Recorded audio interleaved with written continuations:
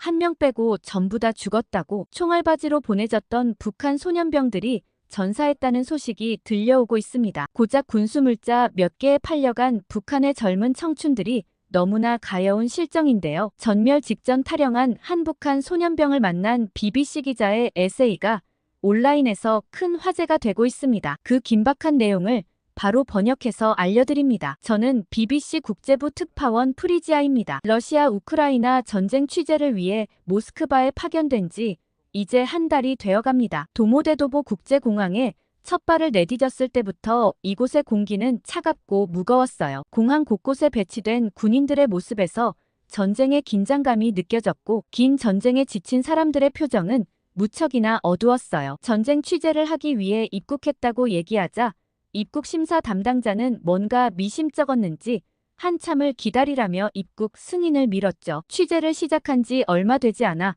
저는 현지 상황 파악을 위해 시내 중심가의 한 카페를 자주 찾았습니다. 그곳은 군 관계자들이 자주 찾는 곳이었는데 죽치고 있다 보면 좋은 기사거리가 나왔거든요. 전쟁의 피비린내 나는 현실과 달리 카페는 갓 구운 빵과 커피 냄새로 가득했습니다. 그날도 평소처럼 노트북을 펴고 취재 내용을 정리하고 있었어요. 그런데 옆 테이블에서 들려오는 대화가 제 귀를 사로잡았습니다. 옆 테이블 남자들이 작은 목소리로 북한군에 대해 이야기하고 있었죠. 북한이 우크라이나 전쟁에 러시아를 위해 수천 명의 군인을 파병했다는 내용이었어요. 처음에는 단순한 소문으로 흘려들었습니다. 하지만 며칠 뒤 다른 카페에서도 비슷한 이야기가 들려왔어요. 심지어 일부 북한군이 전선에서 사망했다는 구체적인 내용까지 나왔습니다. 이것이 단순한 소문이 아닐 수 있다는 직감이 들었죠. 저는 즉시 현지 취재원들에게 연락했습니다. 제 취재원들이 최근 러시아 루안스크 쪽에서 동양인 군인들이 보인다고 연락해왔어요. 아마도 북한 군인인 것으로 추정된다는 얘기를 덧붙였죠. 하지만 뭔가 이상했습니다. 북한의 장교 8명이 전투가 시작하자마자 사망했다는 소식이 믿기지가 않았어요. 런던의 편집장에게 이 소식을 전하자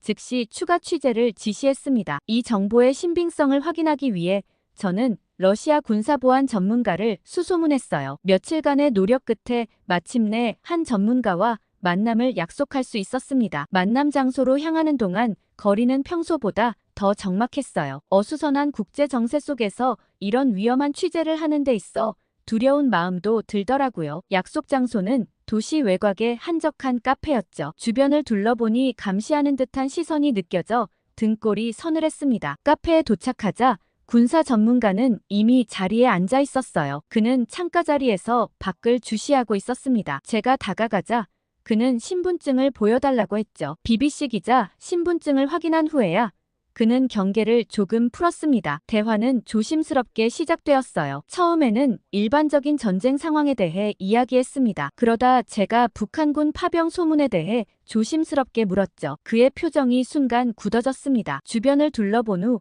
그는 매우 낮은 목소리로 이야기를 시작했어요. 그가 전해준 정보는 충격적이었습니다. 북한군 파병은 단순한 소문이 아니었어요. 더구나 파병된 이들 중 상당수가 제대로 된 군사훈련도 받지 않은 어린 군인들이라는 사실이 밝혀졌습니다. 대화가 깊어질수록 분위기는 더욱 긴장되었어요. 그는 자주 주변을 살폈고 때로는 대화를 중단하기도 했습니다. 카페 밖을 지나가는 사람들의 움직임에도 민감하게 반응했죠. 약 1시간의 대화가 끝날 무렵 그는 제게 중요한 경고를 남겼습니다. 이 정보를 파헤치는 것은 매우 위험할 수 있다고 말했어요. 러시아와 북한 양국 모두 이 사실이 알려지는 것을 원하지 않는다고 했습니다. 제 안전을 위해서라도 더 이상의 취재는 하지 않는 것이 좋겠다는 조언도 남겼죠. 하지만 저널리스트로서 이 이야기를 그대로 묻어둘 수는 없었습니다. 진실을 밝히는 것이 제 사명이었으니까요. 카페를 나서는 순간 저는 이미 더 깊은 취재를 결심한 상태였습니다. 군사 전문가와의 만남 이후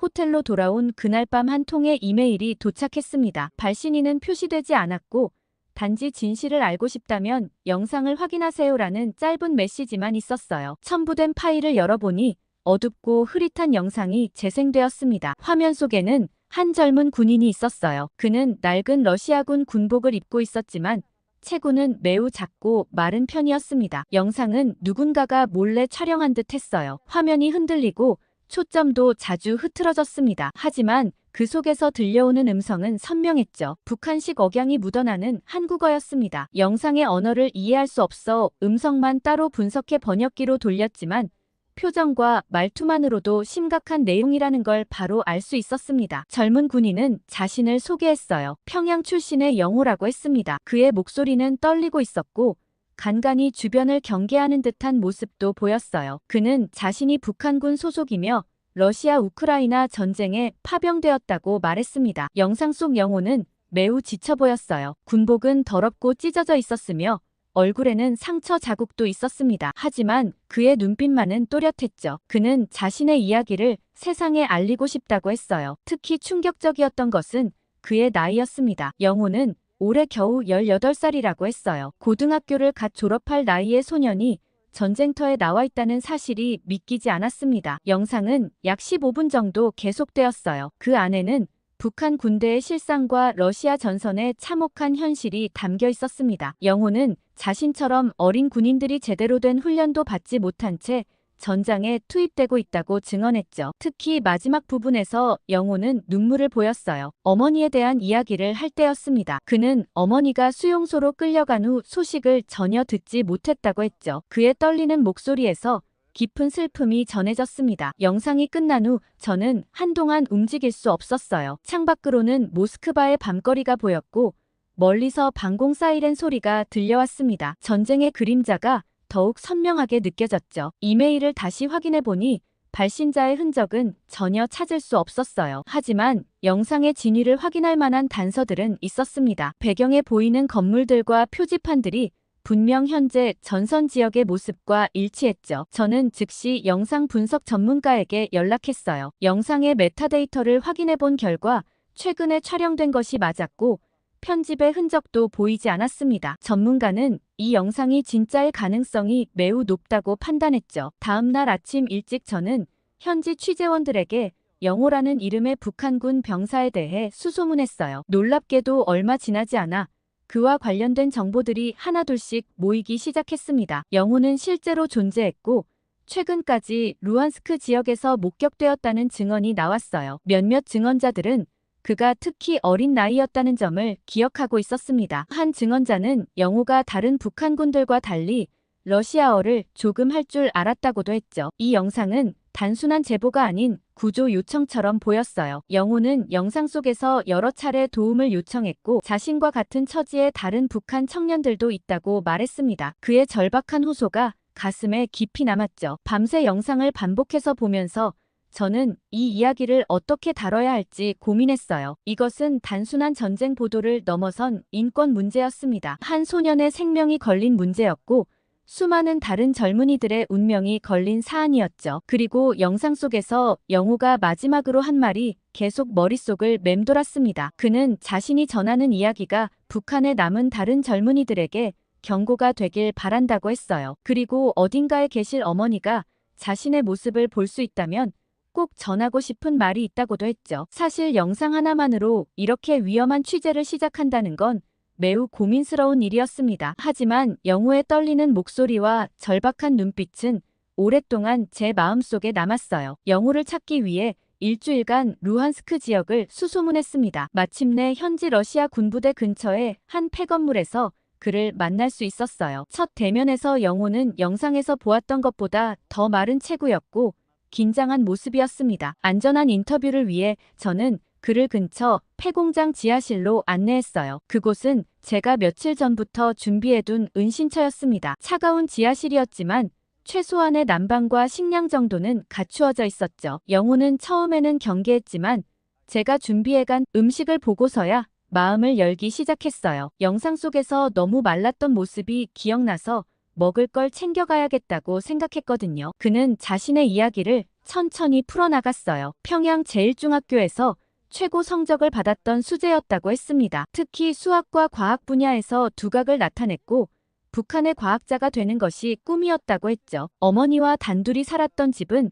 평양 통일거리에 있었다고 해요. 아버지는 어릴 때 사고로 돌아가셨고 그 후로 어머니는 장마당에서 장사를 하며 영호를 키웠다고 했습니다. 비록 가난했지만 어머니의 사랑으로 행복했다고 했죠. 평소 어머니는 영호의 공부를 전폭적으로 지지했어요. 장마당에서 힘들게 번 돈으로 영호에게 참고서를 사주었고 때로는 몰래 외국 과학책도 구해주었다고 합니다. 어머니는 항상 영호가 큰 사람이 되기를 바랐다고 했죠. 특히 인상 깊었던 것은 매일 아침 어머니가 만들어주던 식사 시간이었다고 해요. 형편이 어려워도 어머니는 꼭 영호를 위해 따뜻한 밥과 국을 준비했다고 했습니다. 시장에 가서 제일 좋은 반찬거리를 골라오시곤 했다고 하네요. 영호의 목소리가 떨리기 시작한 것은 어머니의 비밀 상자 이야기를 할 때였어요. 어느 날 우연히 어머니의 옷장 깊숙이 숨겨진 작은 나무 상자를 발견했다고 했습니다. 그 안에는 오래된 사진 한 장과 주소가 적힌 종이가 있었다고 해요. 사진 속에는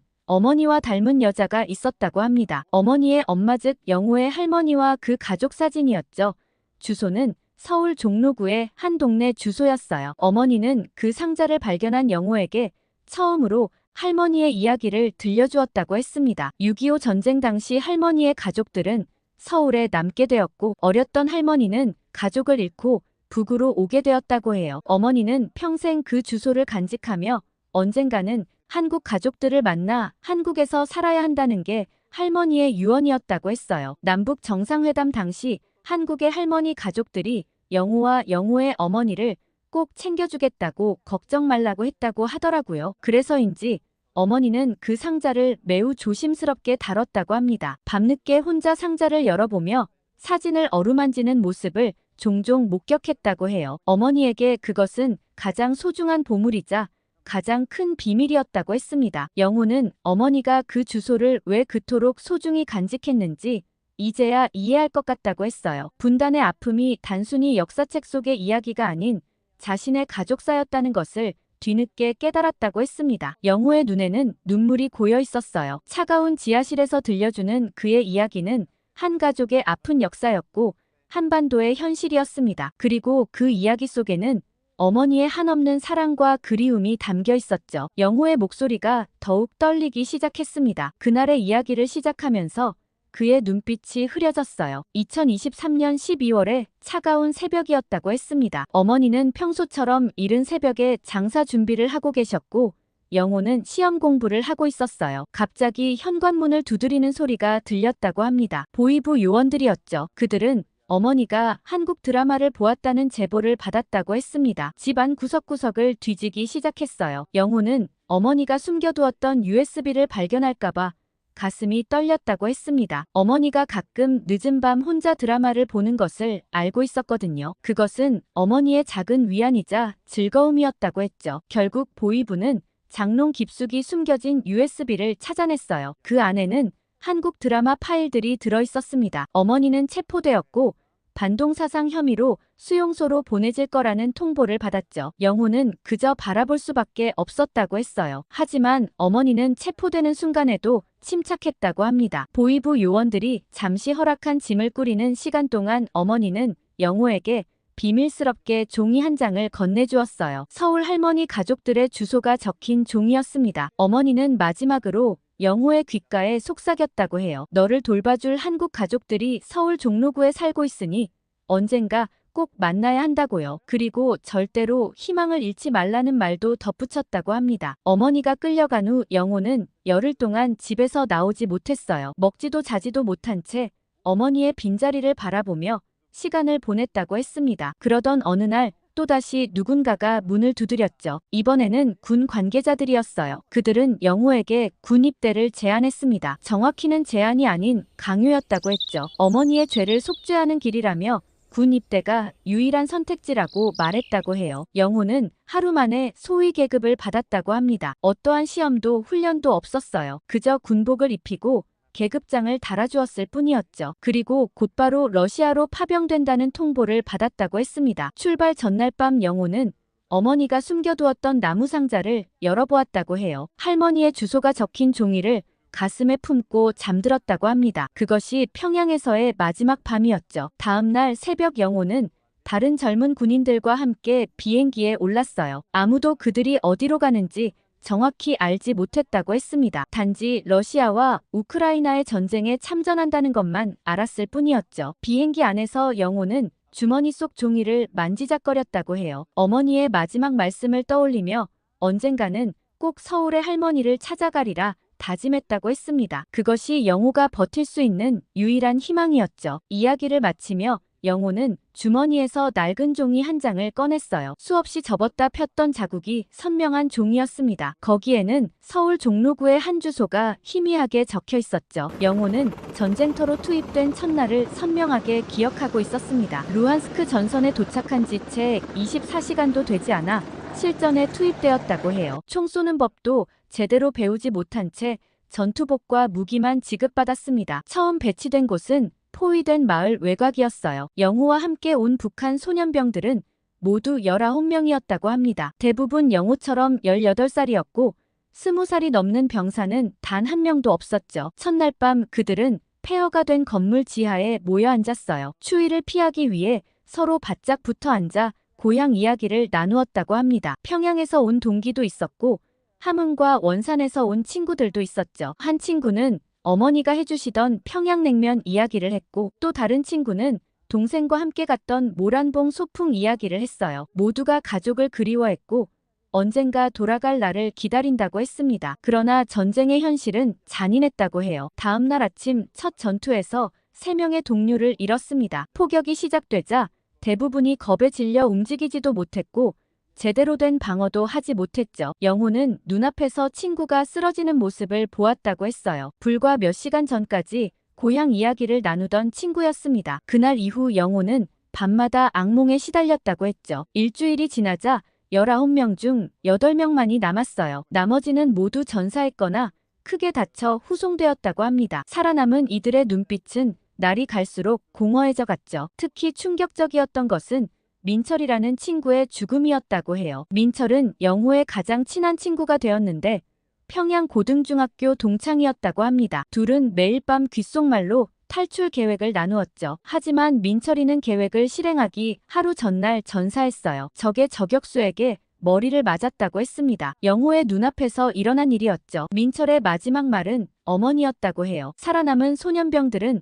밤이 되면 서로부터 잠을 청했다고 합니다. 누구도 혼자 있기를 두려워했어요. 포격 소리가 들릴 때마다 어머니를 부르며 우는 병사들도 있었죠. 시간이 갈수록 그들은 자신들이 총알바지로 보내졌다는 것을 깨달았어요. 러시아군은 그들을 가장 위험한 지역에 배치했고 가장 위험한 임무를 맡겼다고 했습니다. 방탄복도 제대로 지급되지 않았죠. 영호는 매일 밤 주머니 속에 서울 주소가 적힌 종이를 만졌다고 해요. 그것이 그를 버티게 해준 유일한 희망이었다고 합니다. 어머니의 마지막 말씀과 서울에 계신 할머니 가족을 떠올리며 살아남기를 다짐했죠. 어느샌가 19명 중 단 5명만이 남았어요. 살아남은 이들의 표정에서는 더 이상 두려움조차 찾아볼 수 없었다고 합니다. 그저 공허함만이 남았죠. 전쟁은 18살 소년들의 영혼을 앗아갔다고 했어요. 그러던 영호에게 한 줄기 희망이 생기는데요. 당시 러시아군 군수물자 보급을 담당하던 고려인 3세인 영수 할아버지는 우연히 북한 소년병들의 존재를 알게 되었다고 합니다. 매주 화요일마다 군수물자를 전달하러 오던 영수 할아버지는 처음 영호를 보고 놀랐다고 해요. 너무 어린 군인의 모습에 자신의 어린 시절이 떠올랐다고 했습니다. 할아버지는 6.25 전쟁 당시 14살이었죠. 영수 할아버지는 군수물자를 전달할 때마다 영호에게 특별한 관심을 보였어요. 어느 날은 일부러 영호를 물자 운반 도우미로 지명했다고 합니다. 그렇게 둘은 자연스럽게 대화를 나누게 되었죠. 할아버지는 자신의 이야기를 들려주었어요. 1950년 전쟁이 일어났을 때 가족과 헤어진 이야기였습니다. 부산으로 피난 가던 중 동생과 어머니를 잃어버렸고 그 후로 70년이 넘도록 소식을 모른다고 했죠. 영수 할아버지는 소련으로 건너간 후 고려인으로 살아왔다고 해요. 전쟁의 아픔을 잊으려 했지만 평생 가족을 그리워했다고 했습니다. 특히 어린 동생의 모습이 영호와 비슷해 더욱 마음이 아프다고 했죠. 할아버지는 매주 군수물자 속에 특별한 보따리를 숨겨왔어요. 그 안에는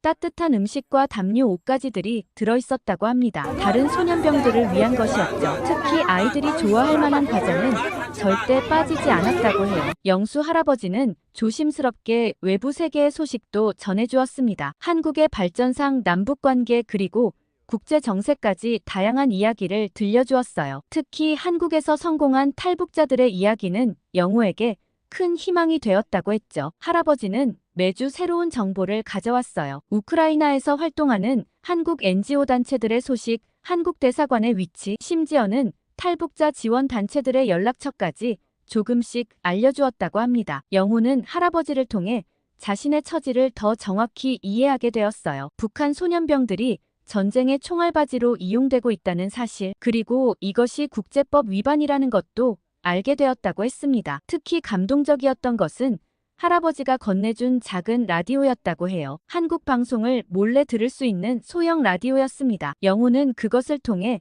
처음으로 자유로운 한국의 목소리를 들을 수 있었죠. 영수 할아버지는 마지막 만남에서 결정적인 정보를 전해주었어요. 영국 BBC 취재진이 북한군 파병 문제를 취재하기 위해 이 지역에 와 있다는 소식이었습니다. 그건 바로 제 이야기였어요. 게다가 당시 할아버지는 현지 한국인 교민회와 연락이 닿았다고도 했어요. 교민회에서 탈북자 지원 경험이 있는 분들이 영호의 탈출을 도와줄 수 있다고 했습니다. 구체적인 탈출 계획도 세워놓았다고 했죠. 할아버지의 계획은 먼저 영호가 전투 중 부상을 가장하고 후방으로 이송되는 것이었습니다. 그곳에서 한국인 교민이 운영하는 임시병원으로 옮겨진 뒤 은신할 수 있다고 했죠. 대규모 전투가 예정되어 있던 날 혼란스러운 상황을 이용할 수 있었습니다. 영호는 마지막으로 할아버지를 꼭 안았다고 했죠. 탈출 당일 새벽 영호는 전투 중 파편에 다친 척했어요. 다행히 응급 후송 차량에 실릴 수 있었다고 합니다. 차량이 후방 병원에 도착하자 약속대로 한국인 교민이 그를 맞이했죠. 교민은 영호를 담요로 감싸고 휠체어에 태워 병원 밖으로 데리고 나갔어요. 그곳에는 미리 준비된 차량이 기다리고 있었다고 합니다. 영호는 차량 뒷좌석에 숨어 도시 외곽으로 이동했죠. 은신처는 폐공장 지하실이었어요. 그곳에서 영호는 일주일을 보냈다고 합니다. 교민들이 번갈아가며 그를 돌보았고 식사와 필요한 물품들을 가져다 주었죠. 가장 힘들었던 건 불안과 두려움이었다고 해요. 매 순간 발각될까봐 긴장했고 밤에는 악몽에 시달렸다고 합니다. 하지만 서울거리가 담긴 사진들을 보며 버텼죠. 일주일째 되던 날 마침내 저와의 만남이 성사되었어요. 저는 그렇게 영호를 처음 만났고 그의 증언을 들을 수 있었습니다. 영호는 떨리는 목소리로 모든 이야기를 들려주었죠. 영호의 이야기는 6시간 동안 진행되었어요. 영호는 북한에서의 삶부터 전쟁터에서의 경험까지 모든 것을 이야기했습니다. 특히 전우들의 죽음과 총알바지로 이용된 진실을 강조했죠. 긴 시간 걸친 영호의 이야기에 저와 촬영팀은 절로 숙연해졌습니다. 전쟁으로 인한 피해를 이토록 어린 소년이 겪고 있었기 때문이죠. 하루빨리 이 인터뷰를 편집해 세상에 내보이고 싶다는 의지가 강하게 들었어요. 영호는 마지막으로 북한에 남은 다른 젊은이들에게 하고 싶은 말을 남겼어요. 절대 희망을 잃지 말라는 것, 그리고 자유를 향한 용기를 가지라는 메시지였습니다. 그의 눈에는 눈물이 고여 있었죠. 취재를 마친 후 우리는 영호의 안전한 탈출을 도왔어요. BBC의 도움으로 그는 영국 대사관의 보호를 받을 수 있었습니다. 이제 그의 새로운 삶을 위한 첫걸음이 시작된 것이었죠. 인터뷰를 마치며 영호는 주머니에서 낡은 사진 한 장을 꺼냈어요. 서울 종로구의 거리가 담긴 그 사진이었습니다. 그는 곧 그곳에서 가족들을 만날 수 있을 거라고 믿는다고 했죠. BBC 본사로 돌아온 후 다큐멘터리 제작은 본격적으로 시작되었어요. 영호의 증언을 바탕으로 북한 소년병들의 실상을 파헤치는 작업이었습니다. 취재 과정에서 수집한 자료들을 정리하면서 불안한 징후들이 나타나기 시작했어요. 호텔 방이 누군가에 의해 뒤져진 흔적이 발견되었고 제 휴대폰은 도청된 것 같은 정황이 있었습니다. 특히 충격적이었던 것은 런던 자택 우편함에서 발견된 경고장이었어요. 러시아어와 한글이 뒤섞인 글씨로 진실을 파헤치면 위험할 수 있다는 내용이었습니다. 편지에는 제가 영호를 만났던 은신처 사진도 들어있었죠. 하지만 다큐멘터리 제작은 계속되어야 했어요. 영호의 증언을 뒷받침할 추가 증거들을 모으기 시작했습니다. 현지 취재원들과 고려인 사회의 도움으로 새로운 증언자들도 나타났죠. 제작 과정에서 가장 신경 썼던 건 영호의 안전을 지키는 일이었어요. 증언 영상에서 영호의 얼굴과 목소리를 완벽하게 가리는데 특히 신경 썼고 신원을 특정할 수 있는 모든 정보를 삭제했습니다. 얼마나 검토를 많이 했는지 모르겠어요. 그리고 틈틈이 대사관과 소통해 영호의 신변을 확인했죠. 그러던 어느 날 밤 정말 소름 돋는 일이 생겼습니다. 편집실에서 작업하던 중 갑자기 정전이 발생했어요. 비상등이 켜지고 얼마 지나지 않아 누군가가 편집실 문을 두드렸습니다. 하지만 밖에는 아무도 없었죠. 대신 바닥에 붉은색으로 쓰여진 경고문이 있었어요. 저희 팀원은 분명 북한이나 러시아의 스파이가 한 일일 거라 짐작했어요. 아마 이 다큐멘터리가 공개되면 전 세계적인 비난을 면치 못할 테니까요. 그래도 저는 이 일을 멈추고 싶지 않았습니다. 저희 팀은 최소한의 인력으로 팀원을 줄였고 보안을 강화하고 작업 장소도 수시로 옮겨가며 제작을 진행했습니다. 모든 통신은 암호화된 채널을 통해서만 이루어졌어요. 특히 영호의 증언 중 북한군이 총알바지로 이용되었다는 부분은 매우 민감한 사안이었습니다. 이 내용이 공개되면 러시아와 북한 양국에 큰 타격이 될 것이 분명했죠. 저희가 계속해서 작업을 진행한다는 걸 스파이 쪽에서도 알았는지 협박은 점점 더 노골적으로 변해갔어요. 제 차량이 누군가에 의해 훼손되었고 가짜 교통사고로 위장된 공격 시도도 있었습니다. 심지어 가족들에게까지 위협이 가해졌죠. 하지만 포기할 수는 없었어요. 영호와 그의 전우들의 이야기는 반드시 세상에 알려져야 했습니다. 그들의 희생이 헛되지 않게 하기 위해서라도 이 다큐멘터리는 완성되어야 했죠. 제작팀은 밤낮 없이 작업했어요. 영호의 증언을 중심으로 전문가 인터뷰 현장 취재 영상 그리고 비밀리에 입수한 군사 문서들을 하나하나 엮어갔습니다. 모든 자료는 철저히 검증되었죠. 가장 위험했던 순간은 북한군 내부 문건을 입수했을 때였어요. 이 문서는 북한이 러시아에 파병한 군인들의 실제 명단과 나이를 담고 있었습니다. 대부분이 18살 전후의 어린 군인들이었다는 충격적인 사실이 담겨 있었죠. 드디어 다큐멘터리가 완성되어갈 무렵 마지막 협박이 왔어요. 본사 편집실 컴퓨터가 해킹을 당했고 모든 파일이 삭제될 뻔했습니다. 다행히 백업 자료가 있어 큰 피해는 없었지만 전체 파일을 다시 작업해야 했어요. 방송 직전에 프로젝트가 엎어지는 바람에 또다시 많은 시간이 걸릴 테지만 저희 팀은 그럴수록 더더욱 이 문제를 밝히고 말 거라는 다짐을 했습니다. 저는 영상 하나를 만드는 게 아닌 수많은 젊은이들의 생명을 살리는 일을 하고 있었으니까요. 진실은 반드시 세상에 알려져야 했고 우리는 그 과정에서 어떤 위험도 감수할 준비가 되어 있었죠. 조금만 기다려주시면 저희 팀이 꼭 북한 소년병에 대한 진실을 밝히고 영호를 안전하게 한국으로 보내려고 해요. 저희 팀에게 응원의 댓글 많이 달아주세요. 구독과 좋아요는 영상 제작에 큰 힘이 됩니다. 영호에 대한 이야기는 뒷이야기가 전해지는 대로 전달드리겠습니다. 감동 필름이었습니다.